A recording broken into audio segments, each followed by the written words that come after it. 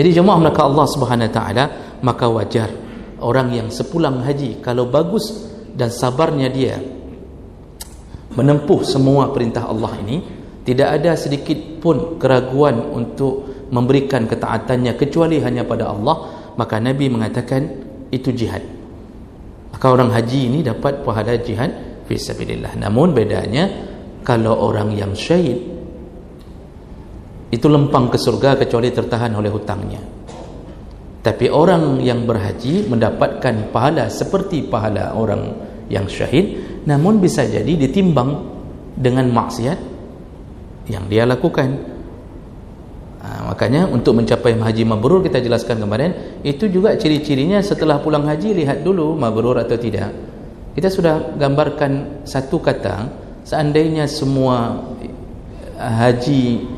Pak Haji yang pulang itu mabrur, sungguh masjid tidak sanggup menampung untuk Pak Haji solat berjamaah. Enggak sanggup ditampung, Pak, terlalu ramai Pak Haji yang sudah pulang, ada yang sudah 5 kali haji.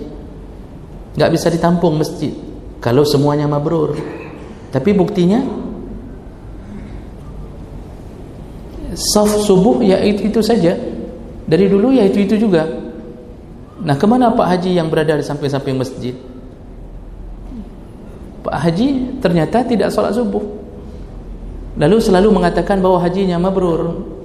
Tidak, subhanaka Allah, ini haji-haji yang tidak bisa mendapat jaminan apapun kecuali hanya kebanggaan diletakkan huruf H di depan awal namanya, hanya itu saja, tidak ada jaminan. Makanya baca diri kita, kira-kira kita ini diterima tidak haji kita. Kalau dalam 5 waktu kita hanya mengunjungi masjid hanya 1 waktu, maghrib saja, ini kita sudah mulai bisa membaca sebenarnya mabrur tidak kita ini. Jadi kalau pulang haji semakin banyak masalah dengan masyarakat, kita berubah menjadi orang yang ditakuti dan dirindukan kematiannya. Ketika hidup ditakuti, ketika mati, ketika mau mati dirindukan kematiannya. Orang berharap dia cepat mati. Maka jangan mengira ini menjadi salah satu jalan menuju surga Allah. Rasulullah sallallahu alaihi wasallam menyebutkan dari hadis Buraidah radhiyallahu anhu, anna Nabi sallallahu alaihi wasallam qala, an-nafaqatu fil hajj.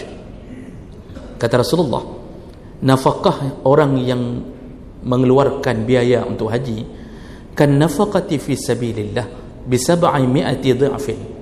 Itu sama dengan orang yang memberi nafkah di jalan Allah dikali lipatkan 700 kali lipat. Hadis riwayat Ahmad, Al-Baihaqi dan Imam Al-Arnaud mengatakan sanadnya hasan li ghairi dalam Musnad Imam Ahmad bin Hanbal.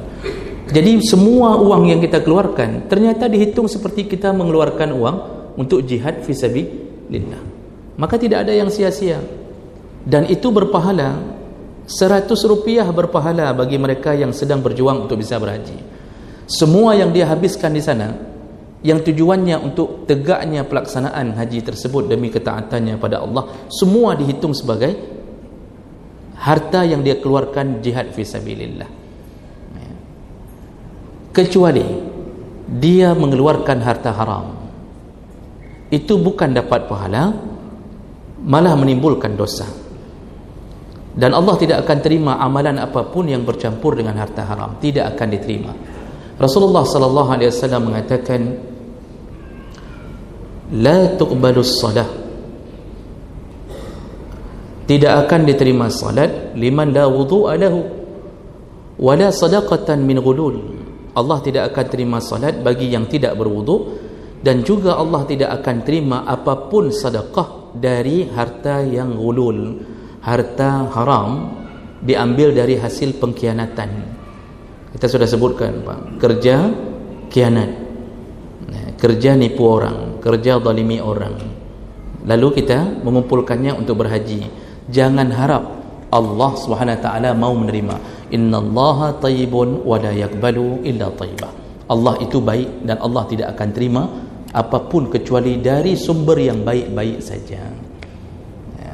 Makanya bagi yang pernah berangkat haji dengan uang-uang korupsi, dengan uang-uang yang kira-kira bermasalah, tolong daftarkan sekali lagi haji. Mudah-mudahan kali ini bisa diterima dengan baik oleh Allah Subhanahu Wa Taala. Berarti yang daftar sekali lagi kita tahu dulu bermasalah berarti. Maka waktu daftar jangan kasih tahu lagi kami. Namun walaupun begitu, mengulang-ulang haji itu tidak dianjurkan selama kita berhadapan dengan kebutuhan yang lebih utama. Menolong fakir miskin, anak yatim, menolong keluarga, itu lebih utama daripada mengulang haji. Dan mudah-mudahan, kecuali kita yakin haji kita itu batal, apakah tidak sempat wukuf di Arafah, itu yang membuat haji bisa batal. Itu silahkan diulang. Dan haji-haji yang telah berlalu, bermohonlah kepada Allah semoga Allah menerimanya. Khusus bagi perempuan, ada catatan dalam hadis Nabi, dalam hadis riwayat Bukhari, bahawa perempuan itu tidak diutamakan berjihad di medan perang, karena perempuan banyak kehormatan yang akan dilanggar kalau dia berjihad di medan perang. Auratnya terbuka, dia bisa dilecehkan di medan perang. Jadi makanya perempuan itu medan jihadnya bukan di medan perang. Walaupun dalam catatan sejarah Imam Bukhari itu dalam Sahih Bukhari itu membuat bab-bab khusus adanya perempuan di medan jihad masa Rasulullah. Sampai ada yang bertugas menjadi perawat. Jadi dia merawat yang luka. Perawat pertama dalam Islam, Rufaidah Al-Aslamiyah, itu bertugas merawat pasukan yang terluka, dibawa ke belakang, lalu kemudian dia merawatnya dengan beberapa perempuan. Yang artinya ada perempuan dulu di medan jihad Rasulullah SAW. Bahkan ada yang langsung terjun ke lapangan setelah anaknya meninggal berapa orang, dia pun terjun untuk berjihad. Namun Rasulullah tidak menganjurkan perempuan untuk terjun ke medan perang langsung, karena banyaknya hal yang akan terjadi pada si perempuan. Makanya Aisyah radhiyallahu anha dalam hadis riwayat Bukhari itu menyebutkan, an Aisyah ummul mukminin radhiyallahu anha annaha qalat, ya Rasulullah, wahai Rasulullah, alla naghzu wa nujahid ma'akum, tidak bolehkah kami berperang dan berjihad bersamamu ya Rasulullah? Faqala, lalu Rasulullah menjawab permintaan istrinya. Isteri-isteri Rasul pun sebenarnya ingin berjihad. Namun Rasulullah ketika mendengarkan pernyataan Aisyah ini mengatakan, lakunna ahsanul jihad wa ajmaluhu al-hajj. Bagi kalian wahai para perempuan, jihad yang paling bagus, paling baik, paling afdal bagi kalian adalah al-hajj, yaitu melaksanakan haji. Hajjun mabrur, dan usahakanlah menjadi haji mabrur. Jadi yang dimaksud jihadnya perempuan itu adalah haji mabrur. Berusahalah untuk menjadi haji mabrur. Faqalat Aisyah, setelah mendengarkan itu Aisyah berkata, fala ada'ul hajj ba'da iz sami'tu hadza min Rasulillah sallallahu alaihi wasallam. Semenjak itu aku mencita-citakan haji dan tidak pernah ingin lepas daripada cita-cita itu ketika telah kudengarkan dari Rasulullah sallallahu alaihi wasallam. Jadi ini bagi ibu-ibu, berusahalah untuk berhaji. Jadi kumpulkanlah harta untuk berhaji. Dan sebagai catatan bahawa perempuan berhaji itu tidak diwajibkan bagi suaminya untuk menghajikannya. Jadi kalau ditanya apakah seorang suami wajib menghajikan istri, semua jawaban para ulama mengatakan tidak. Karena kita suami wajib kepada istri iaitu pangan, sandang, papan. Sandang, pangan, papan. Betul ya? Karena terbalik-balik, kadang-kadang papan duluan dikasih. Itu yang wajib kita, nafkah itu. Termasukkah haji? Tidak. Tidak termasuk. Untuk menghajikan istri itu bukan kewajiban suami. Maka istri itu berusaha menyimpan sendiri hartanya untuk bisa berhaji. Nah, tapi kalau ada suami yang kemudian menghajikan istri, jadi dia berusaha, dia hajinya bersama isteri. Maka isteri ini sungguh telah menjadi isteri yang beruntung mendapatkan suami yang saleh. Walaupun suami mungkin sambilan mengusahakan istrinya haji, sambilan ada yang ngurus dia. Tapi itu masalah niat sambilan itu, tetap pada intinya dia dapat pahala menghajikan istrinya. Ini hadiah dari suami yang terindah ketika bisa menghajikan istri. Maka yang model-model dapat suami begini, ibu-ibu, itu jangan sepulang haji ditelantarkan suaminya. Jadi kalau suami seteruk, itu tolong peliharalah baik-baik. Dan jangan ada sedikit pun kata-kata yang menyakitkannya, karena dia telah memberi hadiah di luar kewajiban dia. Ingat-ingat kembali ketika masa-masa sama-sama berjuang di kemah-kemah di Mina, Muzdalifah, di Padang Arafah, berjalan bersama, itu diingat-ingat kembali. Dan perlu diingat-ingat bagi para isteri bahawa ridha suami itu adalah jalan paling pintas untuk menuju ke surga Allah SWT. Rasulullah mengatakan, ayyuma imra'atin matat, semua isteri yang meninggal dunia atau lebih dahulu meninggal suaminya, wa zawjuha radin anha, dan suaminya ridha kepadanya. Ridha ini ridha dengan pelayanannya selama ini. Jadi waktu meninggal suami teringat dengan kebaikan isteri selama ini dari hal-hal yang sederhana, Pak. Menyiapkan makanan, membuatkan teh setengah panas, lalu mengeluarkan roti kongguan untuk diberikan ke suami, disuapkan ketika suami sakit, diurut. Ini semua pengorbanan isteri. Dan suami ketika ridha di atas semua pelayanan ini, tentu suami tidak akan mengatakannya, karena tipe kita suami, Pak, susah untuk mengatakan hal-hal begitu. Makanya jarang menemukan suami yang tiba-tiba datang memegang istrinya dengan mengatakan, Dinda, aku telah meridaimu. Mati ada demo kalimatnya. Dia tidak ada. Yang tahu hati dia siapa? Allah.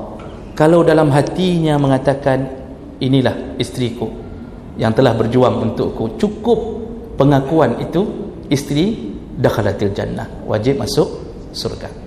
Makanya ketika suami berjuang menghajikan istri, berbaik-baiklah membalas kebaikan. Namun suami pun harus tahu diri, masa baiknya cuma menghajikan saja, pulang haji seperti biasa lagi, Pak. Ditendang istrinya, kemudian disakiti, dipukul, disangkutkan, dikipas angin, dimasukkan ke kulkas. Pokoknya asal ada masalah, tetap istri jadi korban. Nanti ujung-ujungnya terjadi perceraian. Lalu mengatakan bahwa istri durhaka gara-gara minta cerai. Wajar kalau istri minta cerai, kalau model tipe-tipe suami yang model begini. Jadi jemaah mereka Allah Subhanahu Wa Taala, sungguh baik seorang suami yang mau menghajikan istrinya. Ini juga kesempatan istri berhaji dengan sebaik-baiknya mahram, dengan sebaik-baiknya teman, yaitu dengan suaminya. Jemaah mereka Allah Subhanahu Wa Taala. Lalu perkara kedua yang perlu kita ketahui seputar jihadnya istri, jihadnya seorang perempuan dalam masalah berhaji, khusus perjalanan haji itu adalah perjalanan wajib. Artinya istri dasarnya diminta untuk ditemani dengan mahram. Itu hukum dasarnya. Kata Rasulullah, tidak boleh seorang perempuan, la tusafirul mar'ah, tidak boleh seorang perempuan melakukan perjalanan yang kira-kira kadarnya lailan wa naharan, yaitu yauman wa lailah, sehari semalam, kecuali ditemani oleh mahram. Bagaimana hukumnya dengan perjalanan wajib? Kalau perjalanan yang tidak wajib, wajib ditemani mahram. Wajib ditemani mahram. Tapi perjalanan yang tidak wajib, perjalanan yang wajib, jadi kalau perjalanan rekreasi, perjalanan kemana-mana, ke Medan segala macam, itu hukum dasar perempuan harus temani mahram. Tapi ketika bicara tentang perjalanan haji, ini perjalanan wajib. Istri sudah punya gaji, sudah terkumpul uang, dia daftar sendiri dengan uangnya. Nah, syaratnya adalah ditemani mahram, syarat dasarnya. Namun bagaimana hukumnya seandainya suaminya meninggal atau tidak ada anak-anaknya dan tidak ada orang yang bisa menemaninya dari golongan mahram? Mazhab Malik dan mazhab Syafi'i itu mengatakan bahawa dalam perjalanan wajib seorang perempuan seandainya tidak menemukan mahram, maka boleh digantikan oleh sekelompok perempuan yang terpercaya. Nah, jadi dia bisa digantikan oleh perempuan-perempuan yang siqat, yang terpercaya. Maksud terpercaya sama-sama baik, ya, sama-sama baik. Jadi bukan berangkat dengan tante-tante genit, ya, yang dalam perjalanan menuju ke Madinah dalam pesawat, selfie sana, selfie sini, angkat tangan 2 jari, lalu kemudian loncat setengah badan.